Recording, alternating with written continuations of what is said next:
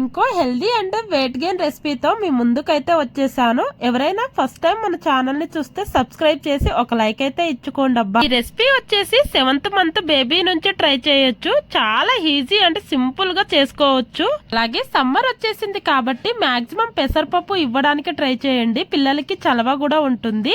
2 spoon బియ్యానికి 2 spoon పెసరపప్పు అయితే తీసుకున్నాను. ఈ రోజు అయితే పాలకూర యాడ్ చేశానండి. చిన్నోడు ఎలా తింటాడో చూడాలి.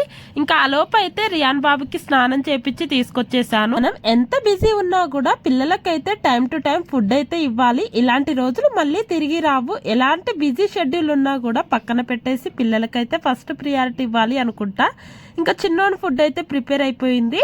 ఓన్లీ చిన్నోని కోసమే చేయనండి, రెన్సి పాప కోసం కూడా చేస్తాను. లేదంటే అస్సలు ఊరుకునేదే లేదు. ఇంకా తను ఈ మధ్య బాగా సిక్ అయిపోతుంది. ఇలా అయినా సరే తనకు కూడా హెల్దీ ఫుడ్ ఇచ్చినట్టు ఉంటుందని తన కోసం కూడా ప్రిపేర్ చేస్తున్నాను. పిల్లలకి ఫుడ్ తినిపించే ముందు ఒక 2 స్పూన్ వాటర్ అయినా తాగించాలి. మా చిన్నోడైతే భలే ఎంజాయ్ చేసుకుంటూ తాగుతాడు. ఇంకా ఇలాంటి రెసిపీస్ కావాలంటే మన ఛానల్ అయితే సబ్స్క్రైబ్ చేసుకోండి. లాస్ట్ వీడియోలో చెప్పినట్టు స్నేహ రెన్సి కలెక్షన్ ని ఎవరైనా ఫాలో అవ్వకపోతే ఇన్స్టాగ్రామ్ లో ఫాలో అవ్వండి. ఫ్యూ డేస్ లో అయితే మనం యూట్యూబ్ లో ఒక ఛానల్ అయితే ఓపెన్ చేస్తున్నాము.